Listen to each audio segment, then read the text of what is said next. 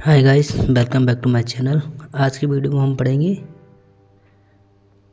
Embryology and fetal development के part 4 को। तो आज की वीडियो में हमारा टॉपिक होगा placenta, decidua, umbilical cord and amniotic fluid. तो ये सारे टॉपिक्स को आज की वीडियो में हम कवर करने वाले हैं। अगर वीडियो पसंद आए तो वीडियो को लाइक करें, चैनल को सब्सक्राइब करें। तो चलिए वीडियो को शुरू करते हैं। सबसे पहले हम पढ़ेंगे प्लेसेंटा।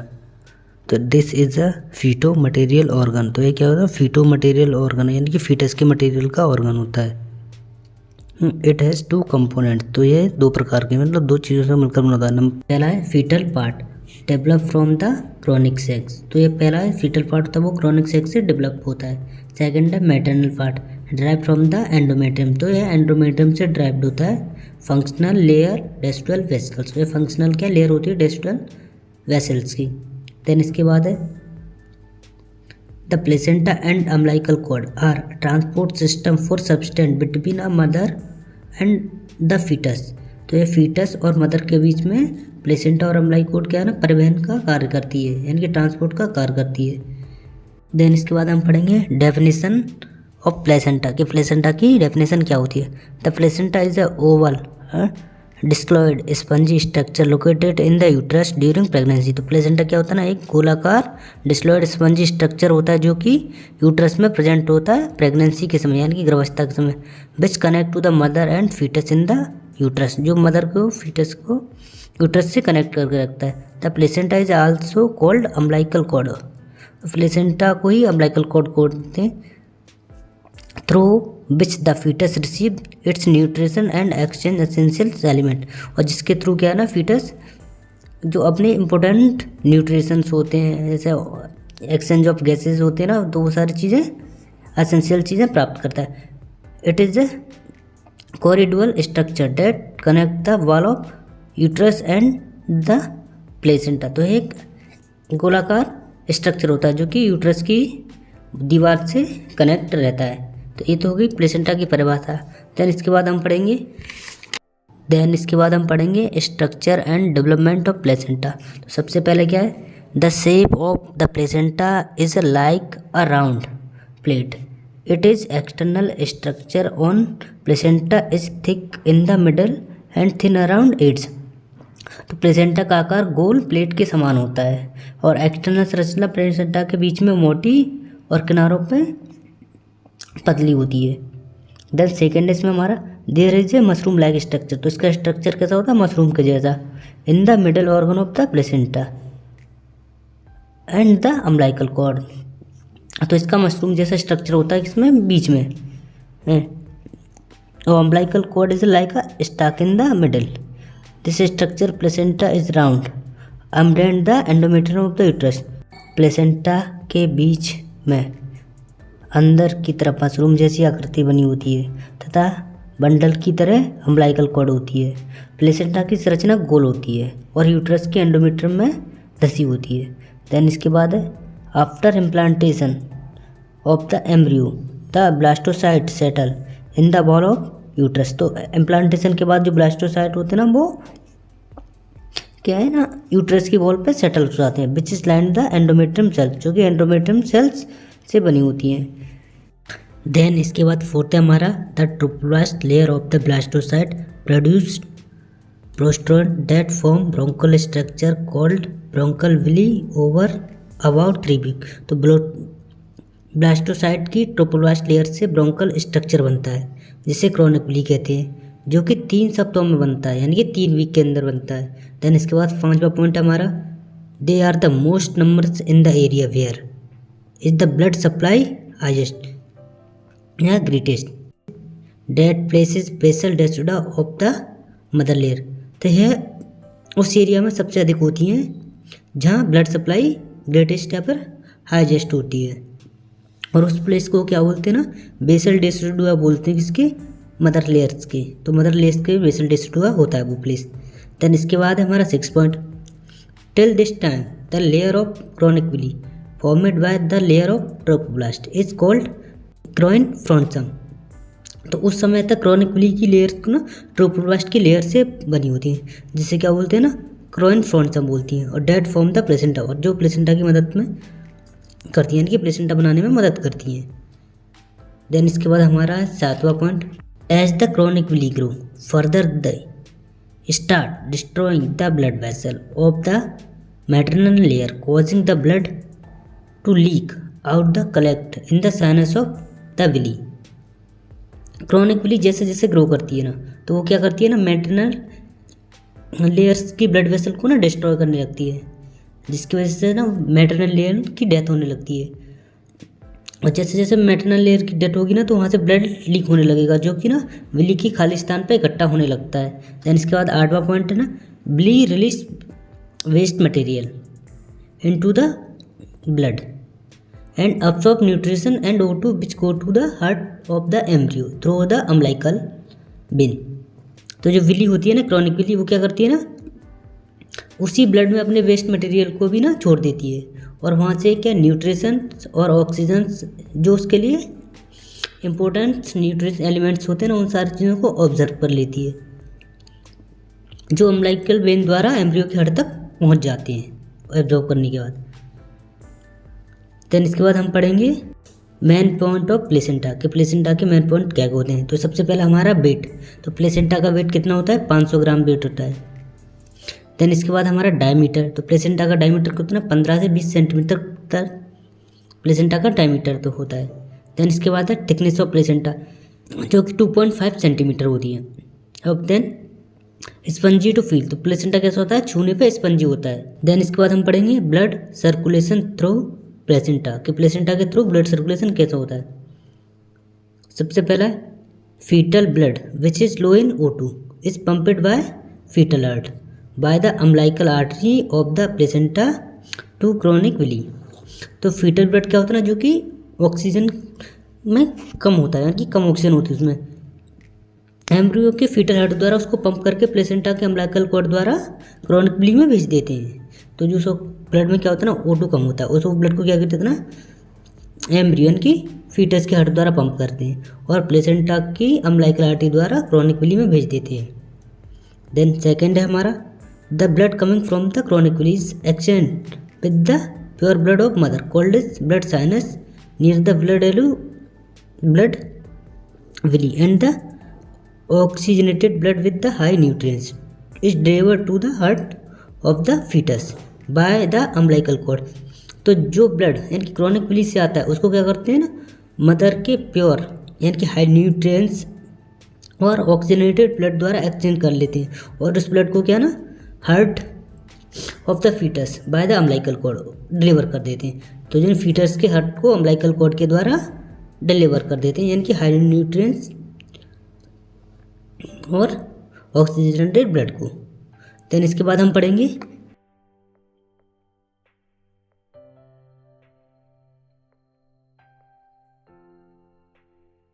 डेसिडुआ। डेसिडुआ क्या होता है, तो सबसे पहले हमारी डेसिडुआ की डेफिनेशन, तो it is the endometrium after implantation which is seeded after birth of fetus. तो क्या होता है ना, यह आरोपण के बाद एंडोमेट्रियम है, जो कि भ्रूण के बाद गिर जाता है, यानी कि भ्रूण निर्माण के बाद गिर जाता है। देन इसके बाद हम पढ़ेंगे कैरेक्टर ऑफ एंडोमेट्रियम। तो एंडोमेट्रियम के क्या क्या कैरेक्टर होते हैं, तो increased secretory function of the uterine gland, तो यूट्राइन ग्लैंड की वृद्धि होना। Then decidual cells are endometrial cells filled with the glycogen, तो डेसिडुअल सेल ग्लाइकोजन से भरी हुई एंडोमेट्रियम सेल्स होती हैं। तो ये एक इसका कैरेक्टर होता है। Then arterial become more spiral with arteriovenous anastomosis, तो एट्रियोवेनस और एनास्टोमोसिस के साथ आर्ट्रियल मोर स्पायरल हो जाती हैं। देन हम बात करेंगे पार्ट ऑफ डेसिडुआ, डेसिडुआ के क्या क्या पार्ट होते हैं। तो सबसे पहला हमारा डेसिडुआ वैसिलस, देन सेकंड हमारा डेसिडुआ कैप्सिलेसिस, देन थर्ड हमारा डेसिडुआ पेरिएटेलिस। देन सबसे पहले हम पढ़ेंगे डेसिडुआ वैसिलिस। या डेसिडुआ वैसिलिस क्या होता है, it is the part of decidua between blastocyst and myometrium, it form the fetal part of placenta. तो यह ब्लास्टोसिस्ट और मायोमेट्रियम के बीच का भाग है, जो प्लेसेंटा के भ्रूणी भाग का निर्माण करता है। देन सेकेंड है डेसिडुआ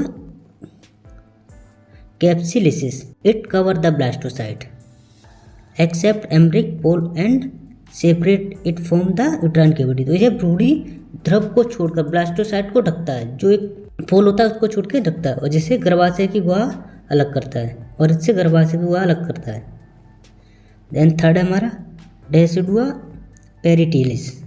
तो it is the rest of endometrium that line the rest of uterine cavity. तो ये एंडोमेट्रियम का शेष भाग है जो यूट्राइन कैविटी को अलग करता है। देन इसके बाद हम पढ़ेंगे फंक्शन ऑफ डेसिडुआ, कि डेसिडुआ के क्या क्या फंक्शन होते हैं। To provide place for implantation of the fertilization ovum. तो जो फर्टिलाइजेशन ओवम होता है उसको इम्प्लांटेशन के बाद ना स्पेस या प्लेस प्रोवाइड कराना, ये इसका पहला फंक्शन होता है। Then to provide nutrition and to growing ovum. तो जो ओवम यानी कि ग्रो करता है उसको क्या करना है, न्यूट्रिशन प्रोवाइड कराना है। Provide a protective action. तो यानी कि जो इम्प्लांटेशन के बाद जो ओवम होता है उसको प्रोटेक्ट करना, यानी कि ओवम जो ग्रो कर रहा है उसको प्रोटेक्ट करना। देन इसके बाद है उसका fourth function provide the vessel plate of the placenta. तो प्लेसेंटा को वेसल प्लेट प्रोवाइड कराना। तो ये सारे फंक्शंस हो गए डेसिडुआ के। देन हम इसके बाद हम पढ़ेंगे एमनियोटिक फ्लूइड, यानी कि एमनियोटिक फ्लूइड यानी क्या होता है। सबसे पहला हमारा इंट्रोडक्शन। तो it is a clear yellowish fluid that surrounding the protect fetus uterus during pregnancy. तो यह स्पष्ट पीले रंग का फ्लूइड होता है जो प्रेगनेंसी के समय क्या करता है, फीटस को प्रोटेक्ट करता है। इट इज़ नाउन या नोज एज लिक्वर एमिनल। तो इसको क्या ना लिक्वर एमिनल के नाम से भी जानते हैं। It is present in amniotic sac. तो यह एमनियोटिक सेक में पाया जाता है। देन इसके बाद हम उसके ओरिजिन की बात करेंगे। तो mixed maternal and fetal origin. तो इसका ओरिजिन क्या होता है, mixed maternal and fetal origin. Then अब हम बात करेंगे वॉल्यूम रिलेटेड चीज़ें कि इनका आयतन मतलब कौन सी टाइम पे इनका आयतन कितना होता है। तो सबसे पहले हम पढ़ेंगे 12 वीक में। तो 12 वीक में एमनियोटिक फ्लूइड की मात्रा कितनी होती है, 50 ml। देन इसके बाद एट 20 वीक पे एमनियोटिक फ्लूइड की मात्रा कितनी हो जाती है, 400 ml। देन इसके बाद करेंगे 36 से 38 वीक। इस टाइम पे एमनियोटिक फ्लूइड की मात्रा कितनी हो जाती है, 1000 ml। ये पीक टाइम होता है। देन एट टर्म यानी एट बर्थ के टाइम पे इसकी मात्रा कितनी हो जाती है, 600 ml। एट 43 वीक्स यानी कि 43 वीक्स मतलब 9 महीने से ज़्यादा उस टाइम पे एमनियोटिक फ्लूइड की मात्रा कितनी हो जाती है, 200 ml की। 200 ml क्यों हो जाती है, क्योंकि उस टाइम पे जो फीटस होता है वो काफ़ी ज़्यादा ग्रो कर लेता है और एमनियोटिक फ्लूइड लीक होने की वजह से भी कम हो जाता है।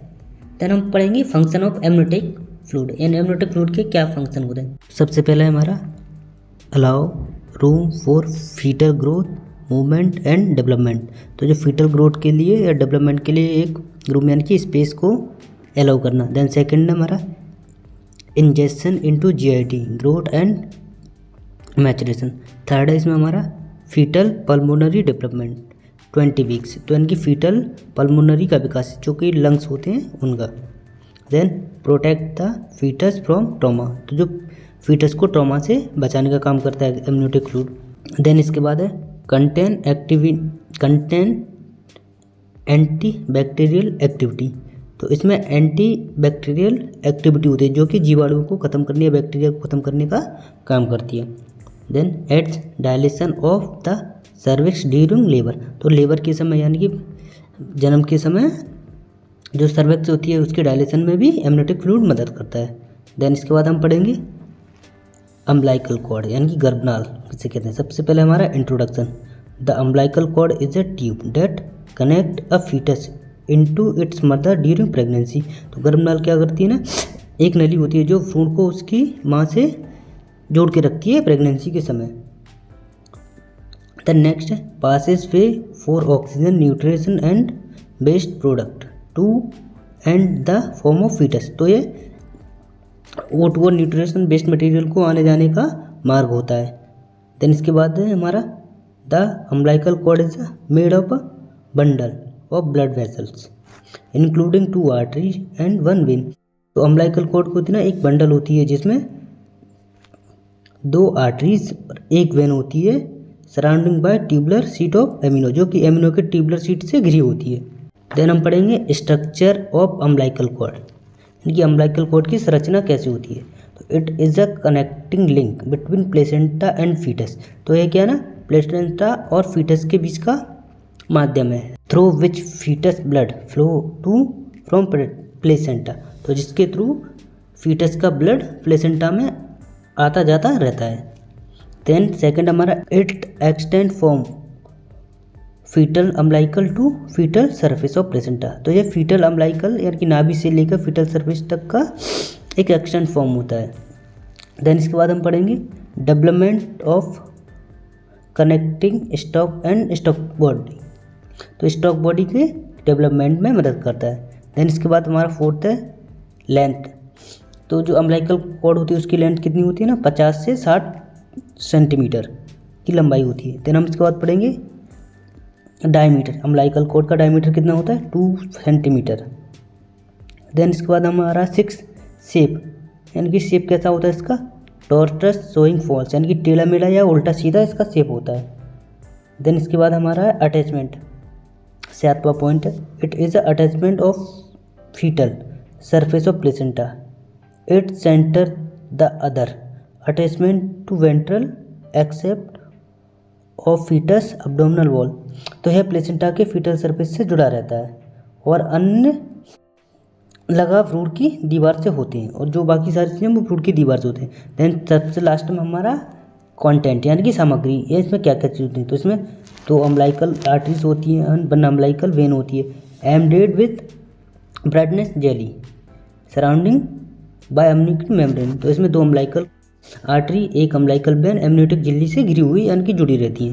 देन हम बात करेंगे function of umbilical cord, umbilical cord के क्या क्या फंक्शन होते हैं, तो it content umbilical vessels that connect fetus to the placenta, तो इसमें अम्लाइकल वेसल होती है जो फीटस को प्लेसेंटा से जोड़ती है। Then allow free movement of fetus, और फीटस को फ्री मूवमेंट प्रदान कराती है। देन इसके बाद हम बात करेंगे अबनॉर्मलिटी ऑफ अम्लाइकल कॉर्ड के, अबनॉर्मल कॉर्ड में क्या क्या अबनॉर्मलिटीज़ हो सकती हैं, तो सबसे पहले हमारी ये अबनॉर्मल कॉर्ड लेंथ, तो जो अम्लाइकल कॉर्ड की लेंथ होती है ना वो असामान्य हो सकती है, यानी कि ज़्यादा हो सकती है या और कम भी हो सकती है। अबनॉर्मल कॉर्ड डायमीटर, तो जिसका डायमीटर होता है ना 2 सेंटीमीटर, वो उससे ज़्यादा भी हो सकता है, और सकरा भी होने की वजह से ब्लड का फ्लो यानी कि जो ब्लड जाते हैं ना न्यूट्रिएंट्स जाते हैं वो नहीं जा सकते। थर्ड हमारा कॉर्ड कॉलोइंग। फोर्थ है हमारा सिंगल अम्लाइकल आर्टरी, तो जो अम्लाइकल आर्टरी है ना 2 वो सिंगल हो सकती है। देन है हमारा 4 वेसल कॉर्ड, तो वेसल कॉर्ड 4 हो सकती हैं। अब नॉर्मल ऑफ कॉर्ड इंसर्टन, तो कॉर्ड उल्टी सीधी हो सकती है। टॉर्सनट एंड स्टकनेस या मरोड़ या सकुड़न हो सकती है अम्लाइकल कॉर्ड में। देन इसके बाद हमारा हेमाटोमा यानी कि खून का जमा होना। सबसे लास्ट में सिस्ट। तो आज की वीडियो में अगर आपको कुछ समझ में नहीं आया हो तो वो चीज़ आप कमेंट में लिखें। अगर वीडियो अच्छी लगी हो तो वीडियो को लाइक करें, चैनल को सब्सक्राइब करें। Thank you.